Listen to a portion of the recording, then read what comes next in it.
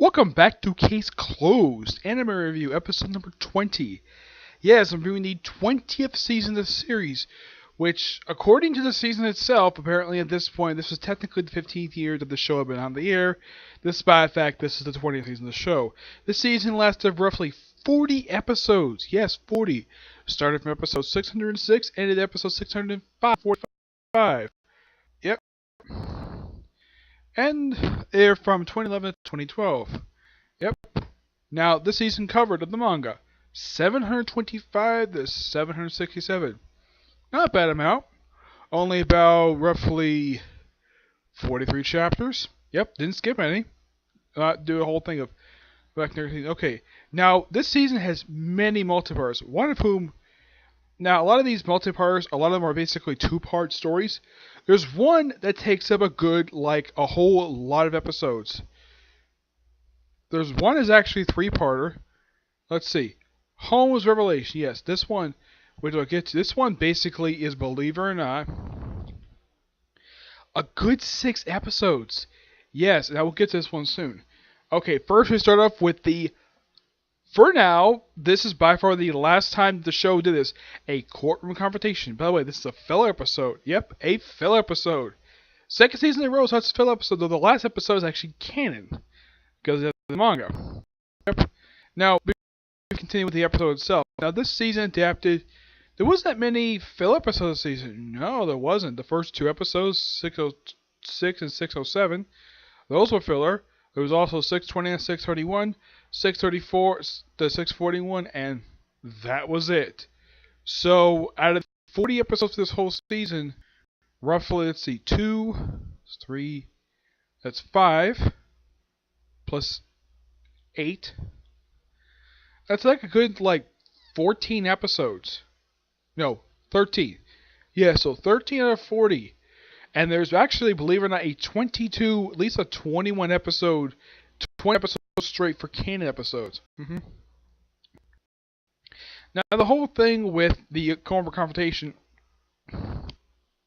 is that you have this let's say this loan shark gets killed, and he has his painting, which basically, now the episode is called Courtroom Confrontation for Juror Semiko Kabagashi. Basically, when his teacher becomes a juror for this 2-parter. And it's one of the few times in the series where she's actually appeared in a filler episode, because a lot of times she was in canon and stuff. There's a little bit of mild reference to her boyfriend, Inspector Saragai, I think it's pronounced his name. Yeah, the guy with the very somewhat little charcoalish hair. Yeah, like the other guy, who's been madly in love with her since they were children. Yep. Yeah, and of course the kids have to ask her, basically, what's the case about? Now, this, I gotta hand to the writers of this episode, is that jurors, and this is true in real life, they cannot discuss the case with anybody not associated with the case, or at least out to the court. They cannot discuss it. That part is true.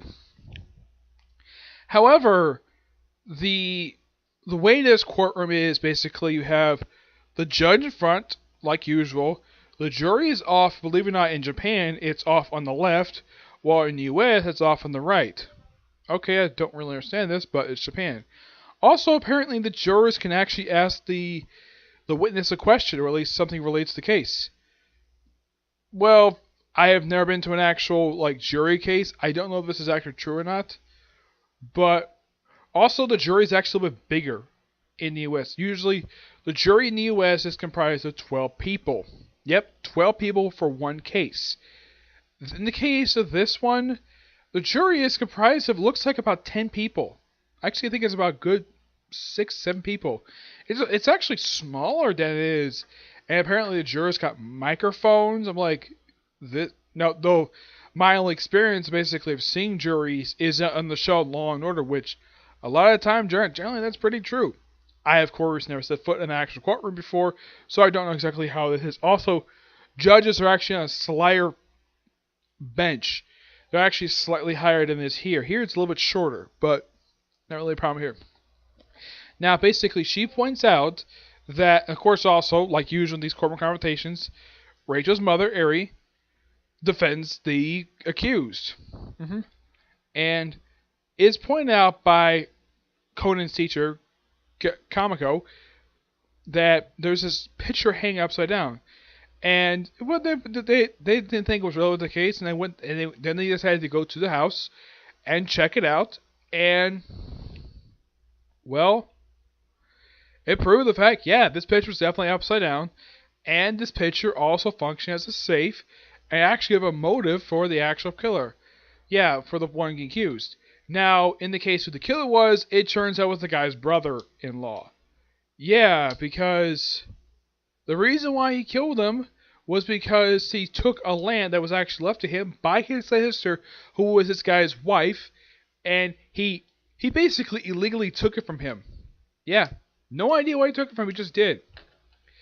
And of course, the guy is, of course, and she still became a hero, and of course, Richard Moore does usual sleeping Richard Moore thing.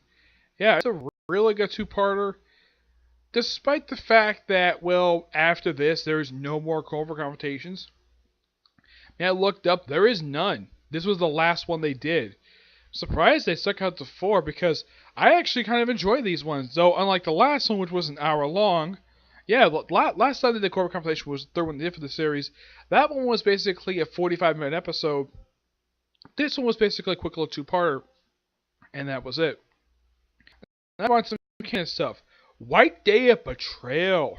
Ooh. Yep.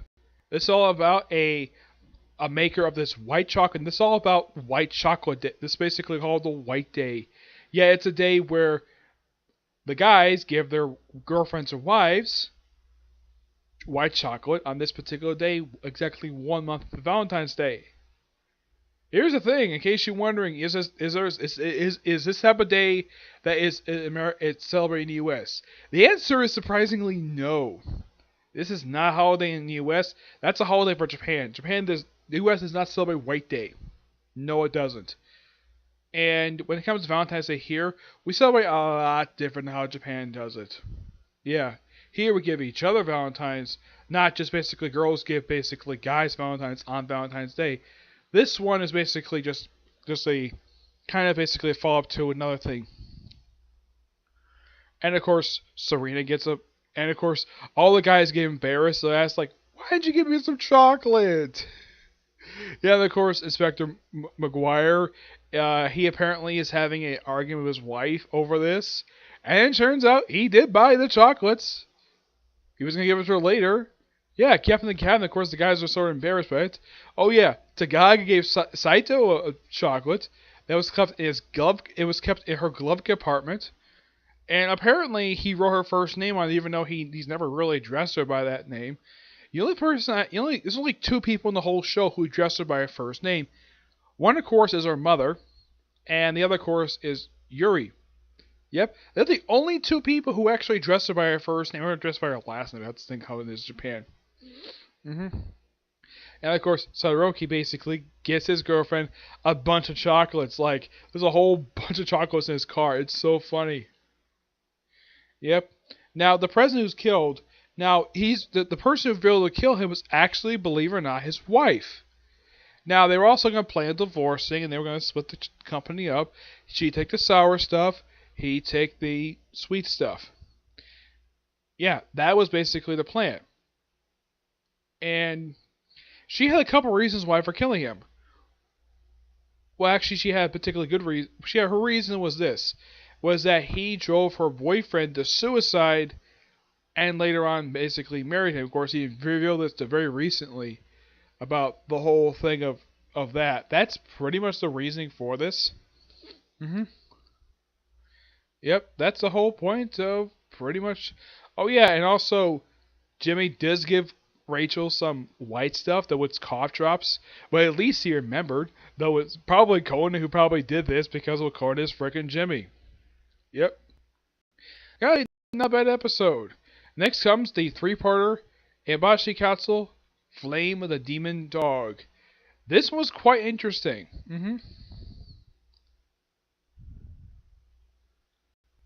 Was about fire and not about fire. Basically, it's about this basically This is actually, believe it or not, this three-parter, Ibashi Castle, is basically a continuation of Victimus Shichikudo, just a guy with a similar name. Now, this essentially put is a four-parter. The first part is simply put a prelude to this particular story. Yeah, it's basically all about these 8 adopted children.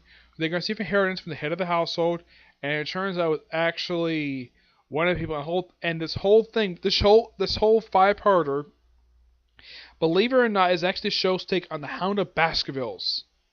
That's not a joke, it seriously is. It's basically their version of the story, though it features the main characters of the story and have Conan take place as Sherlock Holmes. That's essentially put what this story is, and it turns out it was actually the veterinarian who actually had another dog who had another dog in the series. Turns out he was one behind all this, and he just was greedy. Yep. It's an interesting little set of episodes. Yeah, it's very interesting. Next up is The Secret Diary Plays.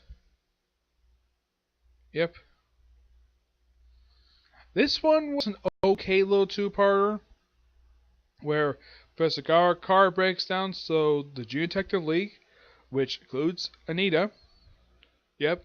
Sometimes basically when this group shows up, Anita's not there, but this is one of the times that, yep, she shows up here.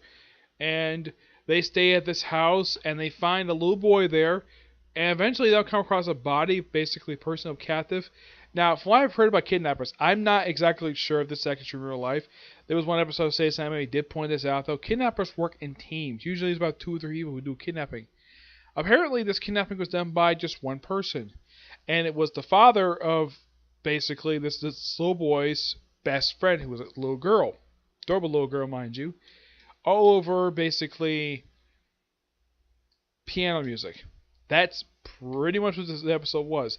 A friend of mine from church who basically loves playing piano, and of course he's a church organist. He will love this particular two-parter if you ever get a chance to watch it. His name, by the way, is Ken Hanks. And he's also the music professor at the Hernando Community College in Tampa. Yep. Next up is an episode that is the 6-parter, Holmes Revolution. Yep. This particular 6-parter got a lot of praise and a heavy criticism. The story for this one is there's this evil guy who wants to commit a murder at the Wimbledon Games. Now, one thing you also got to appreciate about this particular 6-parter is that you have Conan going to London. Now, in the series, this is probably by far the first time he's actually traveled outside of Japan. Yeah. I mean, he's on a couple islands near around the area of Japan, but he's never traveled overseas before. This was the first time he ever did it. Excuse me. Of course, this was the second to last known time in the series that he did a transformation of Jimmy Kudo. The plan was this, that Kono transformed Jimmy to end the plane flight from Tokyo to London, and then transformed again from London back to Tokyo. But there was a snag there. Yeah, because they were involved this particular case and trying to solve this puzzle, which he apparently revealed he was actually, because he was talking to Rachel, well, through his bow tie at the Big Ben. Yep, it kind of actually gave away himself, and he just took the pill anyways, became Jimmy Kudo, apparently took the time to change clothes. And then, basically, she's, worried about him. Of course, she just runs away. He chases her down. And then this something is particularly weird. This is actually the same thing in the manga as well. And it cuts to her with Rachel with her father. I'm like, okay, yeah. A lot of people are like, what? What just happened here? What happened? Why was this cut?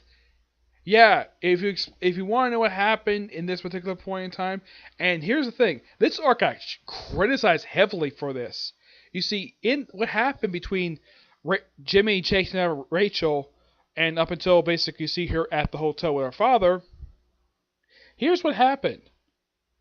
That in this period of time, Jimmy confesses feelings to Rachel. That's basically what happened here. Though speaking Japanese. Now, how they got to the UK, this is quite interesting little story here. That a cat just happened to wander into the Parrot coffee shop. Well, this particular shop that's happened to be near Richard Moore's office.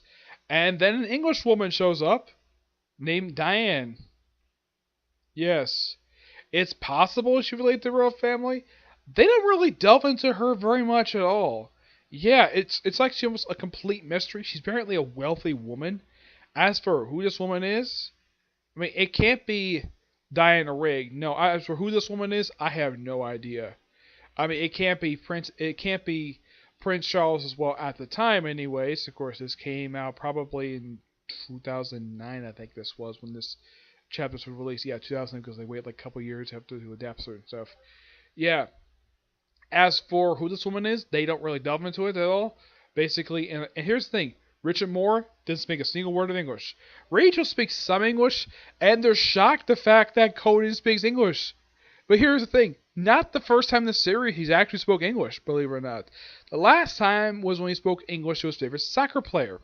Yep, that was the first time he ever did in the series I can think of. Though in the case of, well, as Conan anyways, he did do it in the flashback as Jimmy, which was set 1 year prior to the events of the series. He did speak to an American in English. hmm Yeah, though there was some characters in this multi-parter where they speak English, and the guy who spoke English in this episode, the main villain, believe it or not, he spoke with an Irish accent. I mean, I've heard Irish accents before, so I know how they sound like. hmm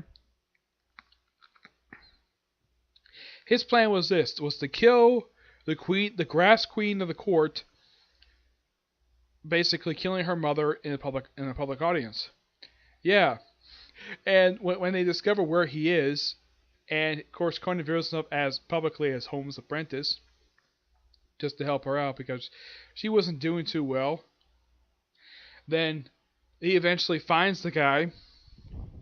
And of course, she hits the tennis ball right in the guy's face, and then Conan uses his special electronic power shoes, and kick the ball right in his face. And apparently, the referee has no problem with the fact that, well, the ball clearly went completely out of bounds, and then simply put, this guy apparently she got a thank you for this, like thank you for taking out a bomber. I'm sure she got a lot of praise for doing that. Yeah, but the thing is, the I gotta say, this is probably by far the second anime I've watched to feature London. Yes, the last time I could think of where you have an anime that features London. Actually, it's the third because the first there's been three of them. There was JoJo's Adventures, The Great Man, and this one. This is the third anime to feature London in the series itself. Yeah, this third anime watched that has happened. Yeah, because London was featured for like a couple episodes of JoJo's Adventures in season 1 when they did Phantom Blood. hmm Yep.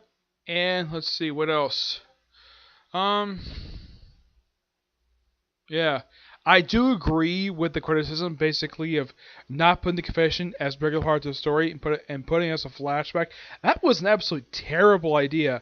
I'm sure a lot of people thought the anime would fix this problem, like put it in the proper thing, put it there. But no, we have to basically follow the manga. Why can't you change it? You can change it, no problem. Yeah. Well, this is probably by far one of the best arcs of the whole series.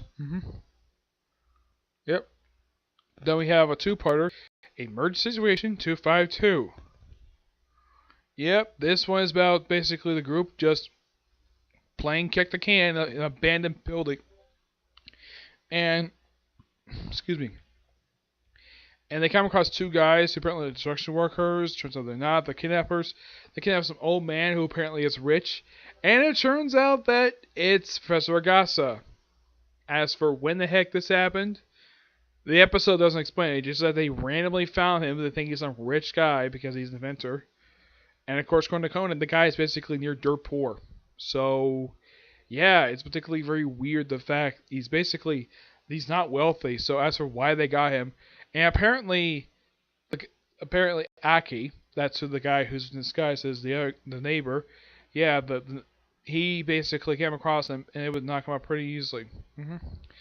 Yeah, it's it's an okay little two-parter. It's not as interesting as, let's say, other stuff of the seasons, but it's an okay two-parter. Next is The Video Later of the First Love. By the way, this is part of the Metropolitan Police love story, and this is the only thing associated with this entire season. Next season, there definitely is going to be one. Yep.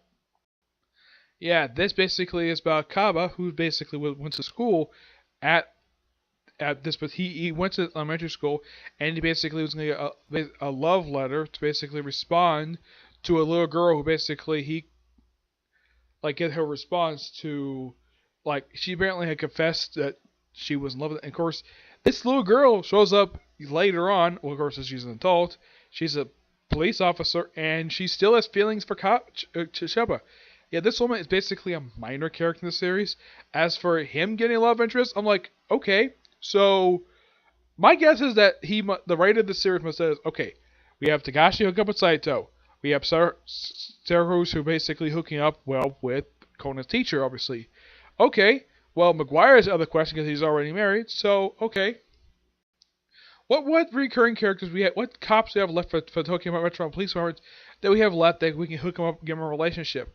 Why, how about Kappa, of course? Why not? A guy who, well, for one thing, is probably the only guy in the whole department who never developed an attraction to Saito. Yeah, he's the only one, aside from McGuire. McGuire was simply a father figure to Saito, so yeah. But they eventually do kind of run into each other, but they don't say anything to each other at a class reunion. But yeah, they reveal her, and she does occasionally appear after this. They do slowly tease their relationship. Nothing much has been done with this. This is probably by far the slowest developed relationship I have ever seen in the whole series.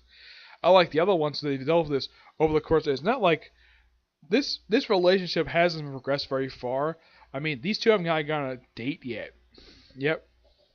But yeah, it's a great little standalone episode, and I'm surprised this one wasn't spread out into a hour-long episode or a two-parter. Nope, just keep us an episode because I'm honest, this isn't very long.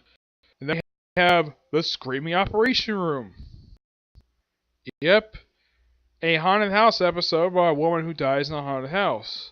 As to why this woman died, apparently she convinced a friend of this group of people to commit suicide. Yep. And apparently she was admitted to it. Yep. Then she got killed by one of the male members of this group of people because a friend of theirs, and there were scratch marks on her face. She also put makeup on this guy as a zombie. Yep. And apparently she had this thing where she would try to experience death frequently. And at one point she took way too many sleeping pills, and she nearly killed herself over this nonsense. Yeah.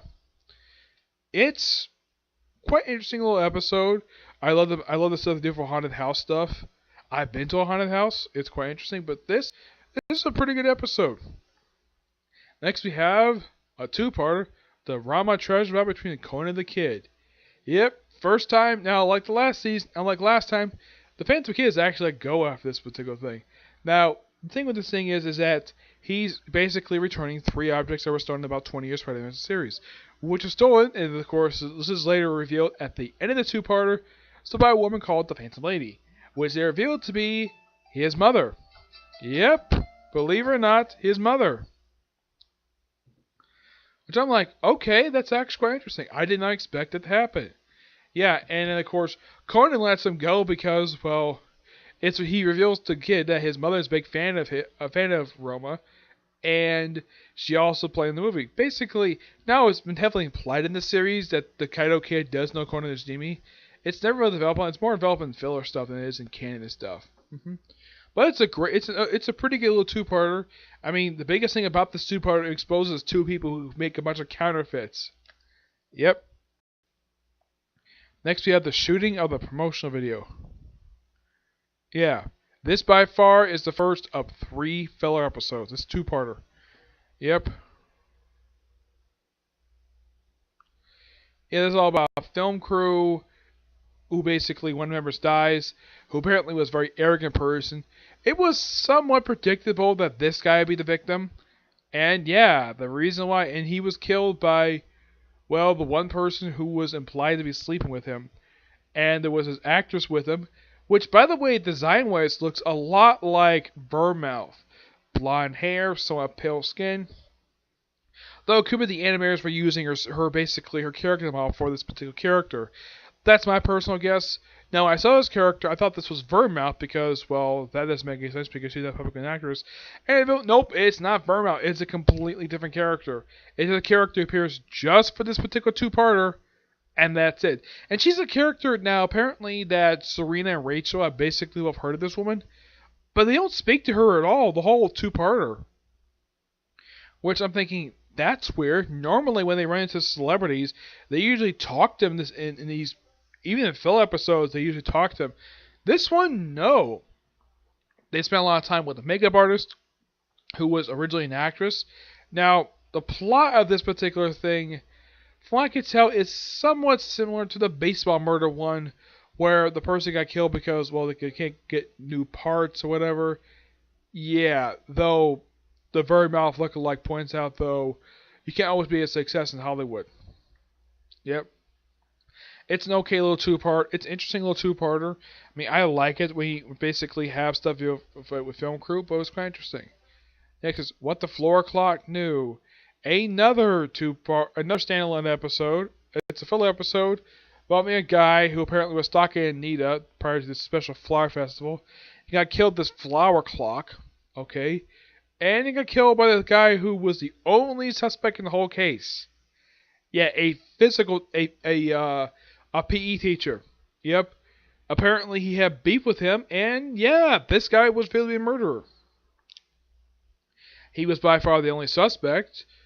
And it was slowly through the episode, instead of just almost saying down outright, this guy was definitely the murderer. It's one of a few times this series has been like this. Kind of like where another episode where a woman gets killed, and all of a sudden, it basically her ex-boyfriend's doing an autopsy, which they basically was so uncomfortable to do, and prove that, yep, this guy had complete motive to kill the person, and yep, they did prove this guy was definitely the murderer. In the case of this one, it's very similar, though it's another guy killing another guy. Unlike in the case of, well, the last time it was a guy killing a woman. But it's a very similar circumstance, and at least the method of killing people is quite different. It's not like drowning like last time. This time it's basically getting killed by, well, by a clock. Yep. Yeah, and apparently he was also stalking, the murderer was also stalking Nita for some reason. Yeah. But it's an interesting little standalone episode. Next comes the Guardian Time Sword. Yep. This one, believe it or not, involves a woman who's obsessed with time. Yes. She wants everything beyond time, the exact second. It was somewhat predictable this one would be the murder victim because of how time crazy she was. And apparently when she was killed, no one discusses the fact, like, okay, since she's dead, who's getting this house? They apparently don't discuss it at all, the whole thing. And it's revealed that the person who actually killed her was actually the person who designed the mansion itself. It's a great looking mansion.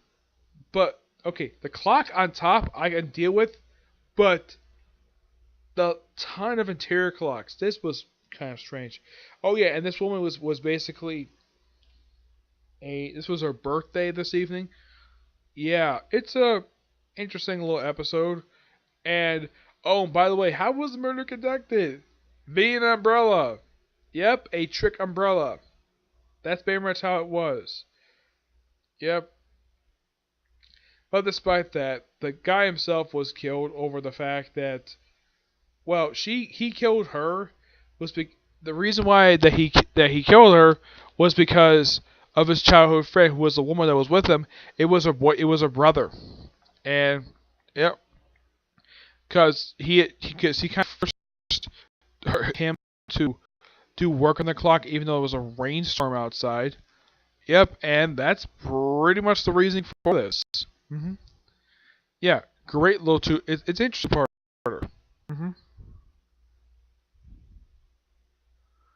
Next comes crime scene in a very narrow shop. Yep.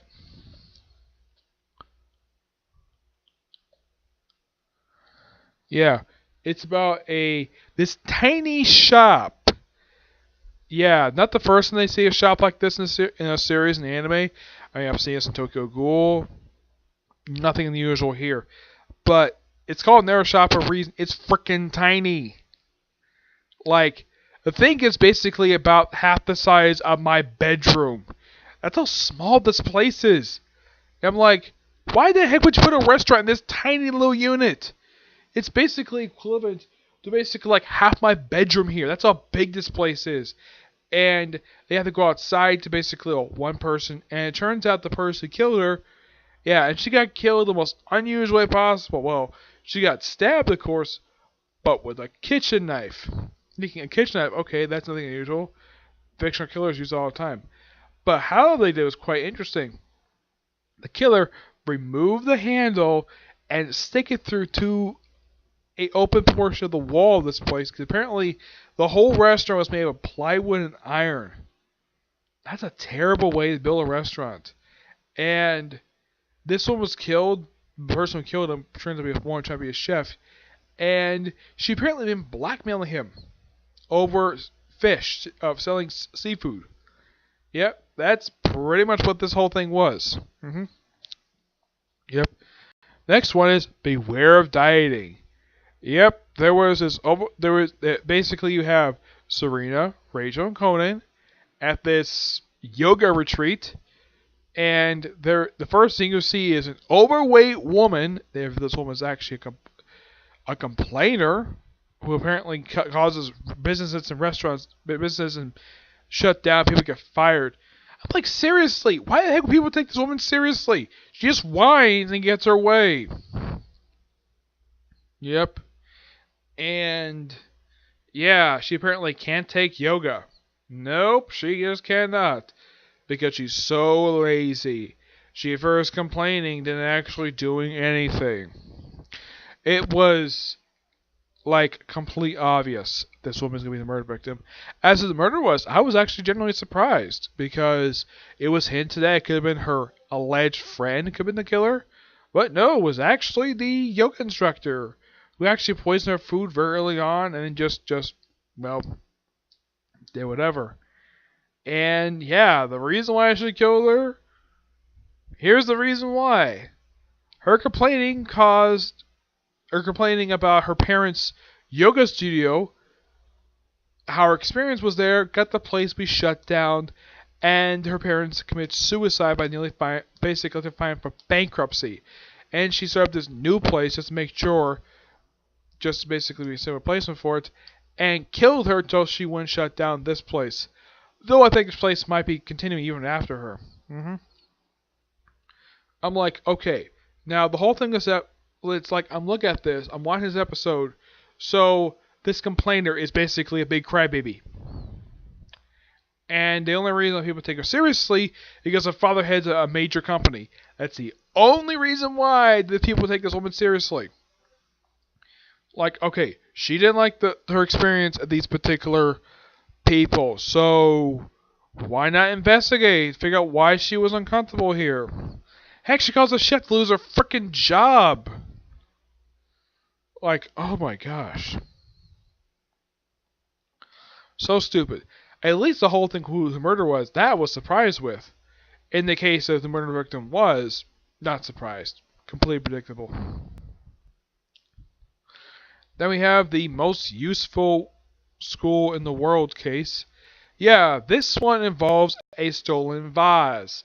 Yep, we have these people who just, well, come on the show. Of course, Yoniko shows up on here. Yeah, the idol who Richard Moore has got a crush on. Like, he really wants to see her, and he apparently is the instructor for period 1. And this whole thing, this whole two-parter is searching for this stolen vase, which was turned out to be stolen by the student of this particular person who respects him, despite the fact this guy is very heavily strict. At least he doesn't beat her. Yeah. Oh yeah, and it turns out that the vase she smashed, believe it or not, was actually a fake. Yes, it was a fake. And apparently this guy's late wife knew all along was a fake. And yeah, the appraiser found out right away just by examining the thing that it was a fake. Yep. As for the student stealing it, that I was a little bit surprised. Also, there's also a guy who makes puff rice. Okay, something we don't have here in the U.S. Apparently it was popular in Japan for some reason.